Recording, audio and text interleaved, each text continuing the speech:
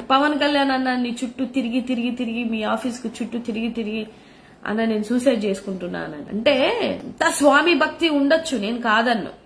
ఎవరి పార్టీలకు వాళ్ళకి స్వామి భక్తులు ఉంటారు. నాకు ఆశ్చర్యం ఏంటంటే టీడీపీ వాళ్ళు కూడా అంత రియాక్ట్ అవ్వరు, ఈయన వచ్చి రియాక్ట్ అవుతాడు. అది ఆయనలో ఉన్నటువంటి గొప్పతనం, సనాతన ధర్మం యొక్క గొప్పతనం. ఏది పవన్ కళ్యాణ్ గారి సనాతన ధర్మం, నాట్ ఫర్ పెద్ద పెద్ద పండితులు పామరులు చెప్తున్నటువంటి సనాతన ధర్మం కాదు. ఈయన రాసుకున్నటువంటి, ఈయన ఎట్లా రెడ్ బుక్ రాజ్యాంగం రాసిండో ఈయన కూడా ఒక సనాతన ధర్మాన్ని హీ క్రియేటెడ్ అన్నమాట. అదేంటంటే అవసరమైనప్పుడు, వాళ్ళ స్వామి భక్తికి అవసరమైనప్పుడు మాత్రమే ఈ సనాతన ధర్మం వస్తుంది ముందుకి, అదర్వైజ్ రాదు. ఏం పరిపాలన చేస్తున్నారన్న హ్యాట్స్ ఆఫ్. అసలు గతంలో సుగాలి ప్రీతి సుగాలి ప్రీతి సుగాలి ప్రీతి అని గొంతు మైకులు చించుకొని అరిసి, ఇవాళ అసలు ఎట్టపోయినావో పాపం. బాబా వాళ్ళు వేసుకున్న పిటిషన్ ని కూడా తీసేసావంటే నువ్వు గ్రేట్. అదే సినిమాలో డైలాగ్ ఉంటుంది, గ్రేట్ స్వామి నువ్వు అన్నట్టు. నువ్వు చాలా గ్రేట్ అన్నా. ఏది ఏమైనా కూడా మీరు పరిపాలించడానికే కదా వచ్చారు. అన్ని మాటలు చెప్పారు కదా. పాత వీడియోలు చూడండి అయ్యా, ఎవరైనా కూడా పాత వీడియోలు చూడండి. వాళ్ళ మాటలన్న మాట నాకు తెలిసి ఈ ప్రపంచంలో మీ 3 పార్టీలు తిట్టుకున్నంతగా ఎవడు తిట్లే. పాపం జగన్మోహన్ రెడ్డి గారు ఎప్పుడు మీరు తిట్టిన బూతుల్లో 10% కూడా తిట్టున్నాడు, మిమ్మల్ని 10% కూడా తిట్టున్నాడు. కానీ మీరు మా అమ్మని తిట్టాడు, మా నాన్నని తిట్టాడు, ఈడు తిట్టాడు, ఆడు తిట్టాడు, సంకరజాతి అన్నాడు, ఇదన్నాడు. మీ వీడియోలు చూస్తే మాత్రం ఊరిని పొద్దున్నేసే 4 సంవత్సరాలు 5 సంవత్సరాలు అమ్మనా బూతులు తిట్టుకొని ఇవాళ మళ్ళా ఒకటైపోయి జన సంకల్పం కోసం, జనసేవ కోసం, ప్రజాదరణ కోసం, ప్రజల సంక్షేమం కోసం. అంటే ఏది మీ ప్రజల సంక్షేమం అని అడుగుతున్నా నేను. ఎక్కడుంది? ఎటుపోయింది మీ ప్రజా సంక్షేమం? మాటలన్నీ ఎటుపోయినాయి? మనంగా గొప్పతనం ఏంటంటే అసలు రోషయ్య గారు ఒక వీడియో మాట్లాడతారు, ఏది ఎప్పట్లోనో ఒక 20 సంవత్సరాల క్రితం వీడియో అనుకుంటారు. అప్పుడు చేయలేదు, ఎప్పుడూ చేయలేదు, ఇంకా ముందు కూడా ఎప్పుడూ చేయలేరు. ఆ చేయలేని అబద్దాలు చెప్పిన వాళ్ళని గెలిపించుకున్నాం చూసారు, అది గొప్పతనం. అది చాలా గొప్పతనం. అంటే పాలిచ్చే ఆవుని వదులుకొని దున్నపోతుని తెచ్చుకుంటే ఎలా ఉంటుందో ఈ 4 సంవత్సరాలు జరిగేది కూడా అదే. మీరు ఎక్స్పెక్ట్ చేస్తే, మీరు చూస్తే, మీరు గమనిస్తే ఈ 4 సంవత్సరాల పరిపాలన జరిగేది కూడా ఇదే. ఇంతకు మించి ఇంకేదో బియాండ్ జరుగుతుందని నేనైతే అనుకోవట్లేదు. ఎందుకంటే ఆల్మోస్ట్ 10 months అంటే 1 year అయిపోయింది. నా బడ్జెట్ పెట్టారు, ఆ బడ్జెట్ లో ఏం లేవు, ₹1 లేదు. పడుకొని నిద్రపోతున్నారు బడ్జెట్ లో చెప్తుంటే కూడా. ఏం చేస్తున్నారు? జనాలకి ఏమన్నా ఇచ్చారా? ఇస్తున్నారా? ఇచ్చే ఉద్దేశం ఏమన్నా ఉందనుకుంటున్నారా? ఏముండదు, ఏమివ్వరు, ఏమి రాదు. ఇదిగో ఇలా మాట్లాడిన వాళ్ళని అరెస్టులు చేసుకుంటూ, లేకపోతే నిర్బంధిస్తూ, లేకపోతే కక్ష సాధింపు భాగం అనుకుంటూ ఎన్నైనా చేసుకోవచ్చు. చాలా మంది తమ్ముళ్ళు పాపం ఆవేశపడుతున్న తమ్ముళ్ళు నాకు మెసేజ్లు పెడతారు, అక్క ఏంది నువ్వు ఎప్పుడు అంటే బై గవర్నమెంట్ లో ఎవరినుంటే వాళ్ళని ప్రశ్నిస్తాం. ఎవరిని ప్రశ్నించమని? జగన్మోహన్ రెడ్డి గారిని ప్రశ్నించాలనా? ఇప్పుడు ఆయన ఉన్నారా గవర్నమెంట్ లో ఆయన ప్రశ్నించడానికి? ఇప్పుడు ఈ కూటమి ప్రభుత్వం యాడిపోయినా ఆయన పేరే తెలుస్తుంది. ఆయన పేరు తెలుసకుండా ఒక రోజు రాజకీయం చేయమనండి, పోనీ బాగుపడతారు. ఏ రోజు వాళ్ళు ప్రతిరోజు కుంభమేళకి వెళ్ళినా ఆయన పేరే, ఇంకో చోటికి వెళ్ళినా ఆయన పేరే, అసెంబ్లీకి వెళ్ళినా ఆయన పేరే. ఎందుకు పథకాలు చేయట్లేదంటే ఆయన పేరే, ఎందుకు ఆడపిల్లలకి రక్షణ లేదంటే ఆయన పేరే. ఏందమ్మా మీటింగ్ అంటే ఆయన కోసమే. అదంటే దావోస్కి వెళ్తే కూడా జగన్మోహన్ రెడ్డి గారి కోసం అడిగారట. ఆయన రాకపోతే మేము ఇన్వెస్ట్లు చేస్తాం, ఎంఓయూలు చేస్తాం అని అంటే హౌ షేమ్ ఇట్ ఈస్ అనేది రాష్ట్ర ప్రజలందరూ ఆలోచించాలి. నేను మాట్లాడుతుంది ఏదైతే వెళ్లిపోయిన 10% ఓట్ షేరింగ్ అటు వెళ్ళిందో వాళ్ళతోనే మాట్లాడుతున్నా.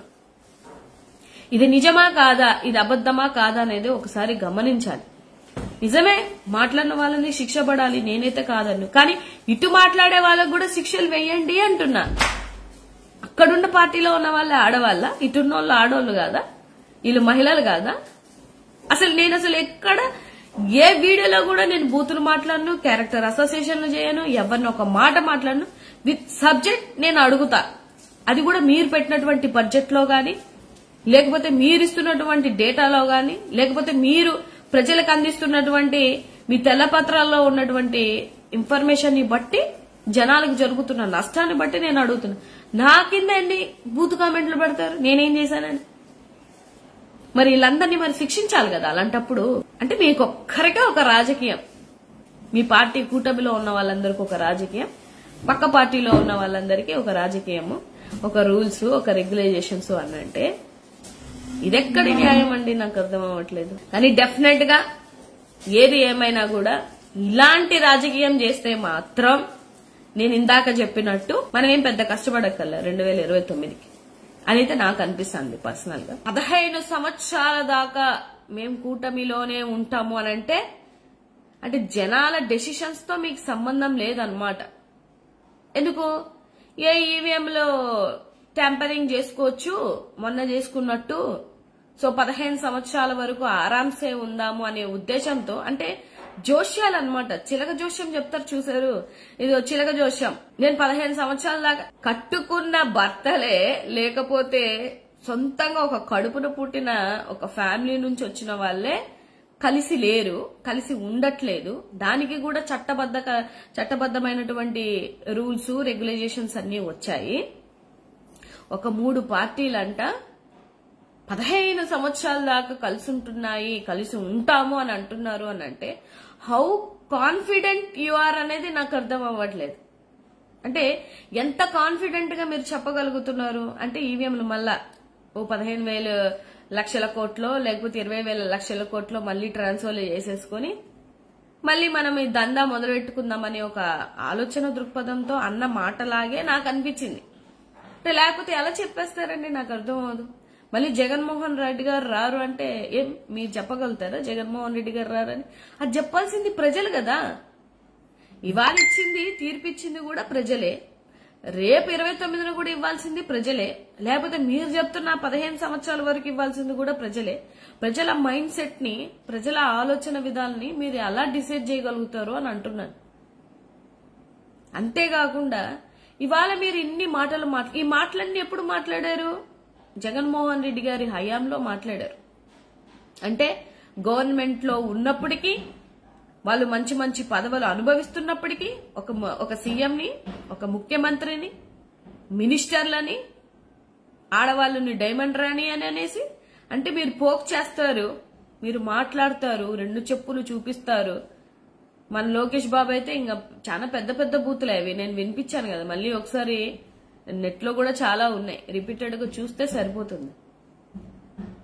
ఇవన్నీ మీరు మాట్లాడి పోసాని గారు మాట్లాడారంటే వాళ్ళ వైఫ్ ని ఎన్ని అమ్మనా బూతులు మాట్లాడి, ఇప్పుడు నేను మాట్లాడితేనే నా వీడియో కింద బొచ్చడు 1000 బండబూతులు ఉంటాయి.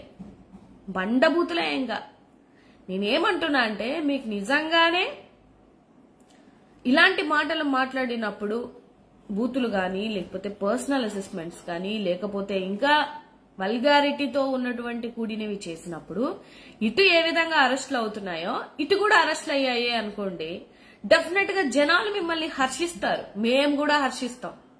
అరే కరెక్టే కదా, నోరు జారి మాట్లాడిన వాళ్ళందరూ, లేకపోతే తప్పు అని తెలిసి మాట్లాడిన వాళ్ళందరూ ఇది తప్పు కదా అని చెప్పేసి జనాలు హర్షిస్తారు. అంతేగాని ఓన్లీ మమ్మల్ని మాట్లాడిన వాళ్ళని మాత్రమే మేము అరెస్ట్ చేస్తాము, తిరిగి వాళ్ళని మాట్లాడితే మాత్రం వాళ్ళు మాట్లాడకూడదు, నోర్లు ఇప్పకూడదు, సోషల్ మీడియాలో మాట్లాడకూడదు. అంటే సోషల్ మీడియాని ఏమన్నా ఫేస్బుక్ ని లేకపోతే ఇన్స్టాని మీరు ఏమన్నా దత్తగా తీసుకున్నారా?